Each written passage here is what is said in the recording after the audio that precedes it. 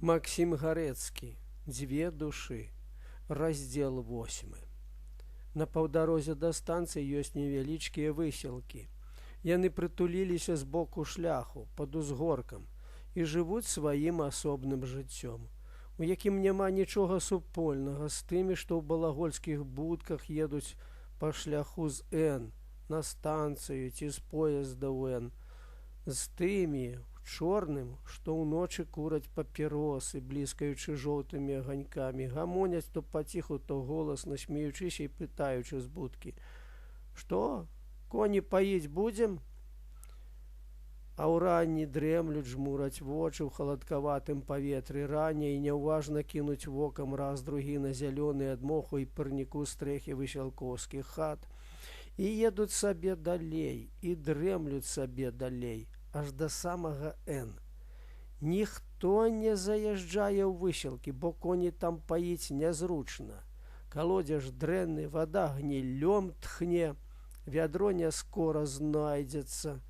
Заязджаюць у высілкі хіба падводнікі-сяляне, асабліва з белага боку, у якім людзі яшчэ і дагэтуль носяць белыя жупаны на вілачках і белыя маргелкі. А ў высілках таксама жывуць белыя беларусы. Ціха заўсёды на шляху каля высілак. Улетку толькі часам гуляюць пад старой каравай бярозаю дзеці з беленькімі ці жоўценькімі льнянымі валасамі, у даўгіх да пят белых кашулях, ды туляецца гультай сабака з калматым хвастом і калматымі звіслымі вушамі.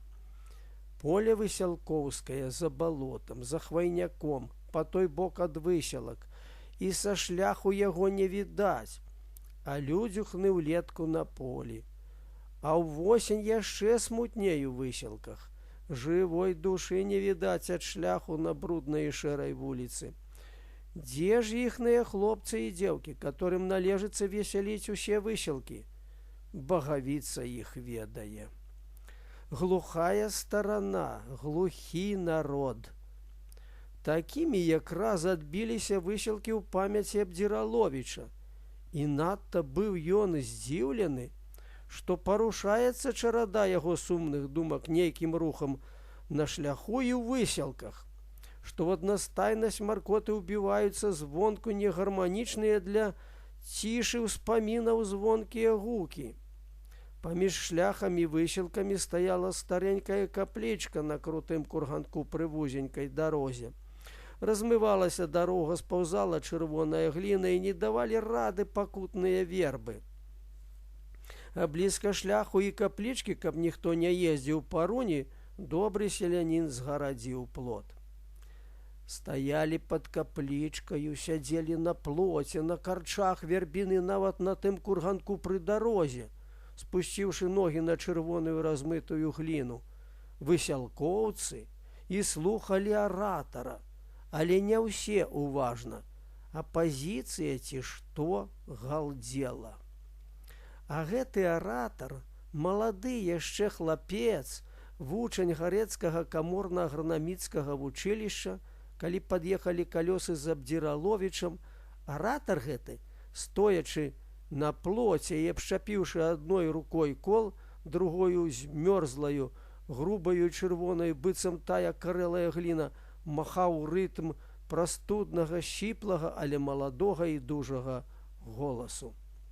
«Браты сяляне, браты беларусы, значыцца, будзем галасаваць за свой спісак, за беларускі спісак, спісак нумар 8. Памятайце!» І ўсё махаў рукою, як слова бласлаўляў, як поп сваіх слухачоў. Старэйшыя людзі, дзядзькі і цёткі ветліва і уважна слухалі хлапца. Таксама і частка моладзі. А невялічкі гурток хлапцоў наўмысля рагатаў, каб збянтэжыць аратара. Падбіваў іх кучаравы дзядок у гарадскім адзенні, который не пазнаў у лубяной дажджавой накідцы Абдзіраловіча. А той пасля толькі пазнаў, што гэта Карпавіч. «Усім трэба ісці курнам і ўкідаць свае білецікі. Хоць адзін дзень аджалейце ўжо, не працуйце, ідзіце. Няхай ідуць не толькі мужчыны, але ўсе. І вы, цёткі, благословіў вучань кіўком рукі бабскі грудок. Тыя ані плюснулі і добра слухалі далей. І вы, дзевачкі, кіўнуў ён у дзявоцкі бок. Дзяўчаты пачалі саромліва аглядацца па баках і пільнавацца паважнасці. З гэтага ўзрос клум і непарадак, павялічаны дзяцвішчай у каплічцы і хлапецкімі жартамі ненаўмысля і Карпавічам, і 2-3 наўмысля. «Брахня! Пора канчаць!» — крикнуў адзін з гэных 2-3. Нейкі абшарпанік, не то згалелы высялкоўскі гаспадар, не то п'янюга каменацёс з Н, або са станцыі. Крыкнуў ён і азірнуўся на Карпавіча. «Маўчы, Калістрат! Я цябе знаю з горак!» Злосна блаславіў крыкуна вучань-аратар і ўзноў гаварыў далей. А Карпавіч прабіваўся наперад, каб гаварыць за бальшавікоў.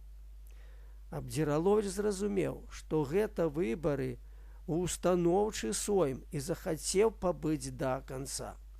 Падводнік яго адпусціў каню падпінак і падкінуў яму жмуток сена. Сход болей ужо зварочваў увагі на калёсы, а надвор'е было імгліва халадковае, нуднае. І лепей бы сядзець у такую пару ў хаце. Старэйшыя, слабейшыя дзяды і бабы так і зрабілі. Патроху расхадзіліся да хат. Гэткім чынам беларуская старана, што была за вучня, аслабела. І Карпавіч узлез на прасла і абшчапіў другі кол. Вучань пачуў небяспеку і яшчэ больш напружыўшы свой сіплы голас, крычаў: «Браты беларусы! Браты сяляне! Дзядзькі і цёткі!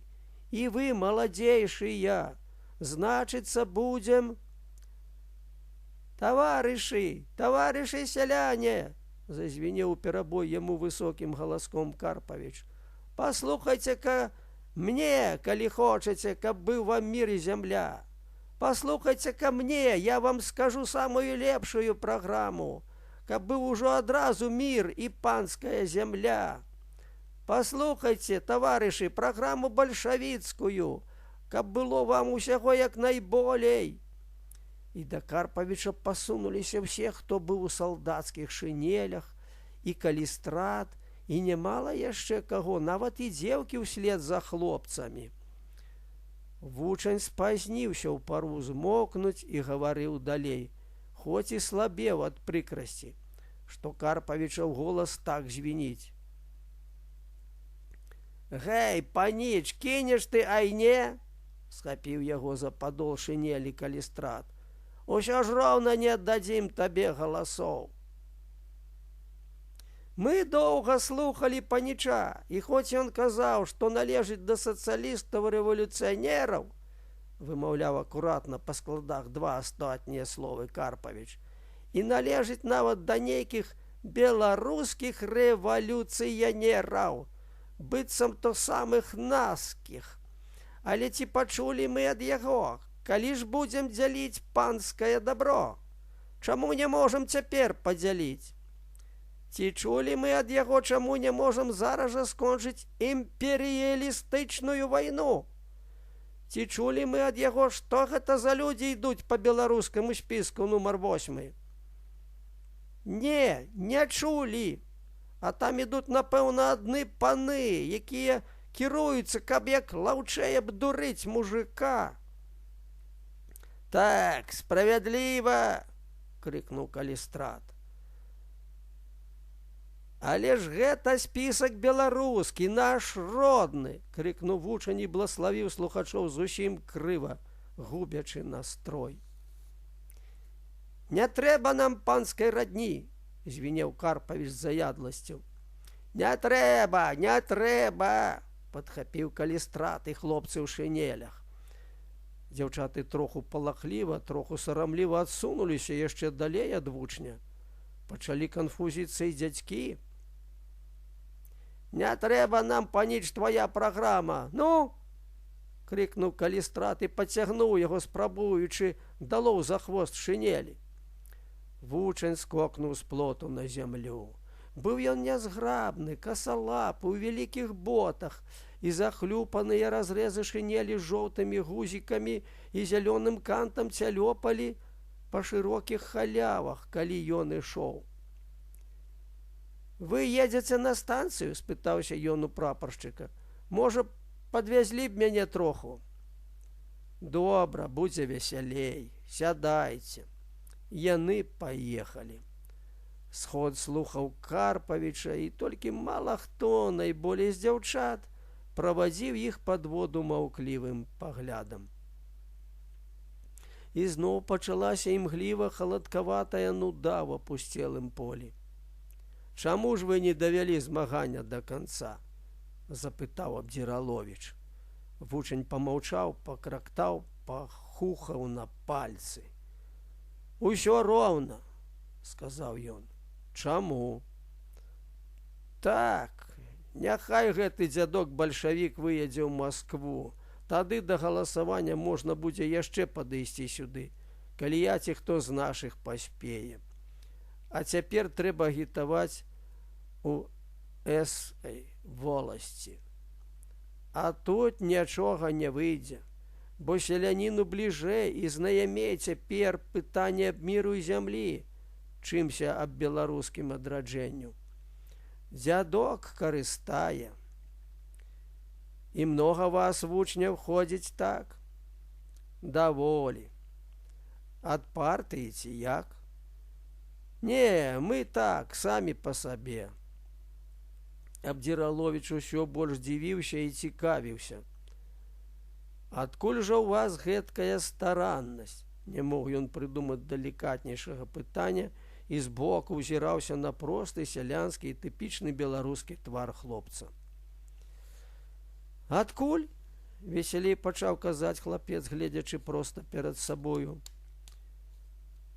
«Ці вы не беларус, што пытаецеся?» «Беларус», — адказаў Абдзіраловіч роўна і проста, але з дробачкай спагаднага смеху. «А калі беларус, дык скажыце ж вы мне, што вы робіце, каб адрадзіць нашу няшчасную бацькаўшчыну?» Абдзіраловіч няўмысля усміхнуўся, але здзержаўся і спытаў у вучня. «Вы кажаце ўжо каторы раз аб адраджэнню. Што гэта вы хочаце тым словам сказаць?» «Аб ім вы лепей даведаецеся з беларускай літаратуры, чымся ад мяне», — сказаў хлапец непрыхільна. Думаў ужо, што перад ім вораг. «Аwy мне, аднак жа, адкажыце, што вы робіце для бацькаўшчыны, для маткі Беларусі?» Абдзіраловіч ізноў няўмысля, але дужэй засмяяўся і не мог здзержыцца, хоць пасля і ўцяміў, што пакрыўдзіць хлопца. І несур'ёзна, як ужо пайшло адразу, смеючыся, сказаў: «Бацькаўшчына, матка Беларусь? Ха-ха! Выбачайце, паночку, але моя бацькаўшчына уся Расія». «А, так!»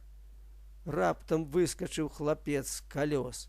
«Ну дык мне не па дарозе з рэнегатам», — сказаў і, не глянуўшы назад, пайшоў пехатою па сцежачцы з боку дарогі пад бярозамі. «Паночку, што вы? Пажартавалі ці што? Сядайце, паедзем шыбчэй». Не ведаў, што казаць, бо не разумеў хлапца Абдзіраловіч. «Якія вам, чорта, паночку?» Зусім зло і ўзноў не паглядзеўшы, адгукнуўся хлапец. «Я мужик беларус і пасылаю да ўсіх чартоў з маскаляных паноў рэнегатаў». «Да ўсіх чартоў! Чуеце?» Са злосцю крыкнуў ён і звярнуў на ўбочную вузенькую дарожку. Пайшоў і пайшоў у імгліва халадкаватую нудную восенную далечыню. «Стой!» крикнуў злаваны абдзіраловіч свайму хурману і схапіўся за вожкі. Меўся ўжо бегчы за хлапцом. Чаго ён і як ён паважыўся лаяцца? Едзь, пусціў, падумаўшы, вожкі з рук. Дурны нейкі ці што? Казаў быццам сабе, быццам падводніку, і пачаў супакойвацца. Яшчэ ён і лаецца. Вось дурань. Дурань нейкі.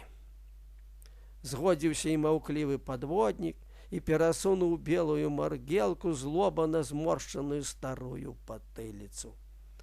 А той пайшоў і пайшоў у сваіх вялікіх ботах.